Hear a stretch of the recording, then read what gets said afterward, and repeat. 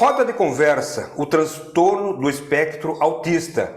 É o tema a ser debatido neste sábado, dia 17 de junho, a partir das 8 horas e 30 minutos, no plenário vereador Abílio Monte, da Câmara Municipal de Itatiba.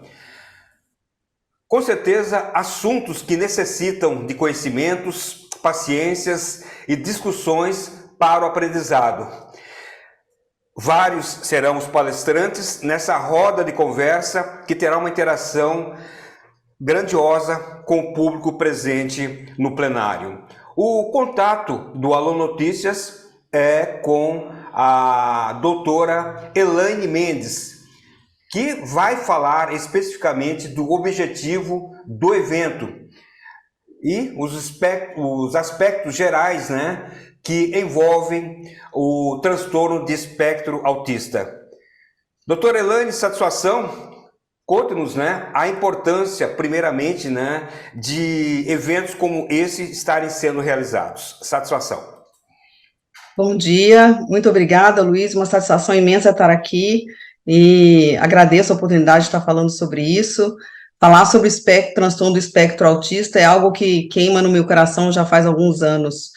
E a importância de falar sobre esse transtorno é que esse transtorno impacta não só a vida do paciente, como todos que estão ao redor e de redor deste paciente. Então, impacta diretamente a vida dessas pessoas, vida social, familiar, profissional, e é um assunto muito complexo, muito delicado, com muitas variáveis, que a gente precisa saber o máximo possível para dar suporte ao paciente e a todos que estão ao redor dele. Doutora Elaine, aqui no município de Itatiba, leis municipais, muitas delas saídas da Câmara Municipal de Itatiba, tendo aprovação do Executivo, estão sendo implementadas, principalmente com locais específicos para que os autistas, principalmente, estejam em eventos culturais, para que o silêncio seja respeitado em alguns momentos e principalmente agora, com relação a espaços para estacionamento de pessoas especiais, principalmente embarque e clínicas. A importância do poder público estar junto à população para que o assunto seja debatido mais e mais vezes. Sim, é essencial, porque nós sabemos que o poder público realmente ele consegue ter uma ação efetiva sobre esses detalhes relacionados ao transtorno do espectro autista. As características desse transtorno, realmente a pessoa se sente muitas vezes incapaz, não tem como você ter uma vida, não é normal, não diria essa palavra, ela tem que ser adaptada à sociedade, onde a maioria funciona de uma forma diferente de quem está no transtorno. Então, essas características que, para quem não convive com o transtorno, acha até que pode ser um exagero, mas você ter uma facilidade ao estacionar um carro, você poder ter a questão sensorial dentro do transtorno do espectro autista, é algo que causa dor ao paciente. Então, não é perdão da palavra, não é frescura, não é exagero, não é mimo, você preservar o paciente de alguns contatos sensoriais que para ele é muito agressivo. Então, quando nós falamos de sensorial, nós estamos falando de audição, então não é porque a audição é desconfortável, não, dói. Ouvir um som muito alto dói, é desconfortável, desorganiza esse paciente. E estamos falando de olfato, de gustação, de tato, sensorial do tato, de você estar em contato com muitas pessoas. E tem pessoas, assim, é difícil entender se você não convive ou não estuda sobre o transtorno. Eu reconheço a dificuldade, mas quando o poder público tem essa voz ativa para facilitar a vida dos pacientes e, sobretudo, de quem cuida desses pacientes, é fundamental. Isso é um divisor de águas. Bom, e um detalhe a mais que temos que frisar, o cordão de girassol, que foi obrigatória a utilização, para os autistas, em grandes eventos, para que o povo, a população em geral, saiba conviver, com essas pessoas que tem que ter, na realidade, um tratamento especial, uma dedicação mais exclusiva e inclusiva, não, doutora Elaine? Sim, Luiz, eu costumo dizer que nós falamos muito de inclusão, né? O mundo hoje fala muito de inclusão. A teoria é uma coisa, a prática é outra. Principalmente quando a inclusão requer diariamente uma atitude sua, contrária ao que você está habituado a fazer. Então, essa inclusão, realmente, assim, nós temos que fazer um longo exercício ainda para a gente conseguir alcançar o que seria a inclusão de pessoas neuroatípicas, né? E o transtorno do espectro autista é o maior exemplo disso, mas também não é o único. Mas nós estamos falando do transtorno do espectro autista, e por falar em espectro, tem várias...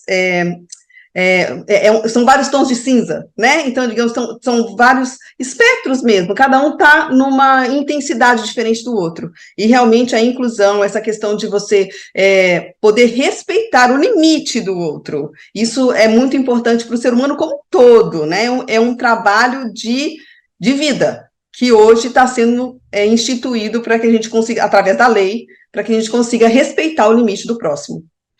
Bom, já nesse sábado, então, a partir das 8h30, 6 palestrantes que estarão conversando com o público em geral. A doutora Elaine Mendes abrindo a roda de conversa, tendo na sequência a doutora Juliana Dantas, na sequência a doutora Lívia dos Santos, Renata Anselmo, Marina Barbosa de Souza e finalizando com Kelly Vigato, ela que é coordenadora da APAE Itatiba e dará uma visão mais pedagógica ao evento.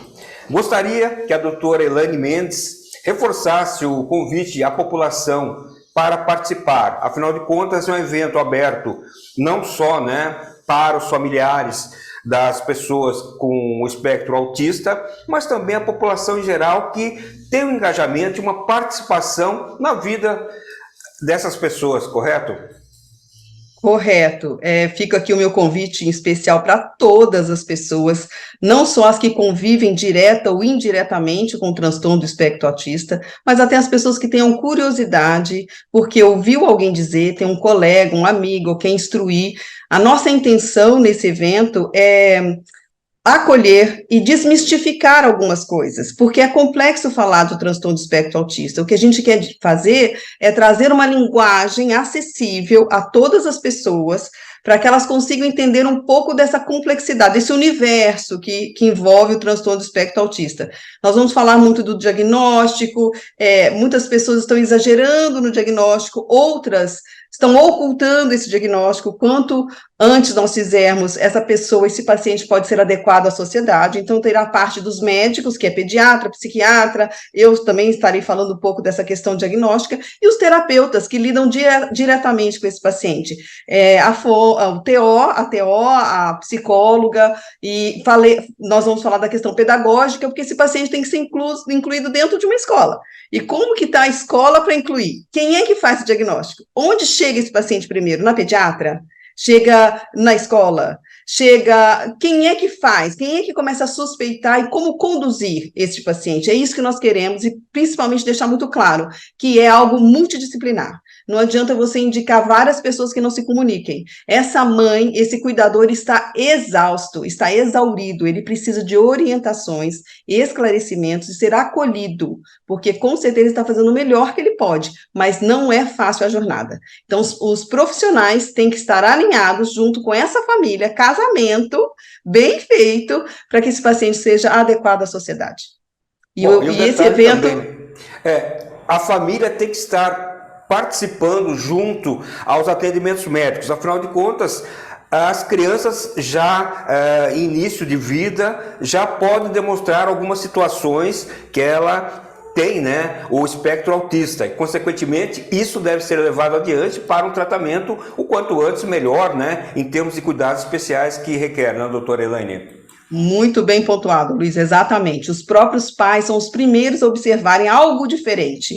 E eles precisam estar antenados com essas características para buscar ajuda no lugar certo. E não ficar também pegando muitas coisas, às vezes de mídias, de internet, e confunde demais. E aí a gente perde timing, perde tempo, há um desgaste físico, emocional, financeiro. Essa família tem que ser bem orientada. Você pontuou muito bem. São os pais quem começam a observar algumas coisas e eles têm que estar atentos a isso.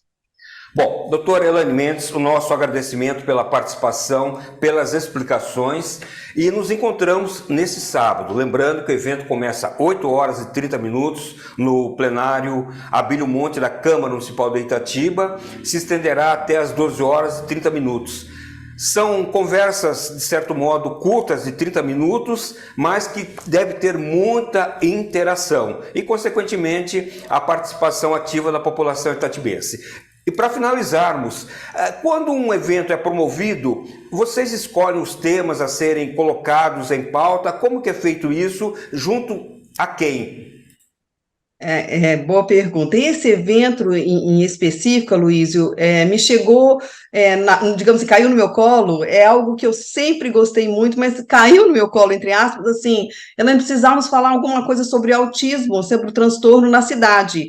E como eu já queimava meu coração, né, eu digo que as coisas cooperam para o bem, né? Eu falei, nossa, deixa que eu vou tentar. Então, nesse evento em específico, chegou a mim essa demanda e eu que fui atrás de tudo. Na verdade, eu fui atrás dos profissionais, eu fui atrás de levantar os temas, por quê? Eu pensei, o que que uma mãe, o que que um familiar, o que que um cuidador quer ouvir?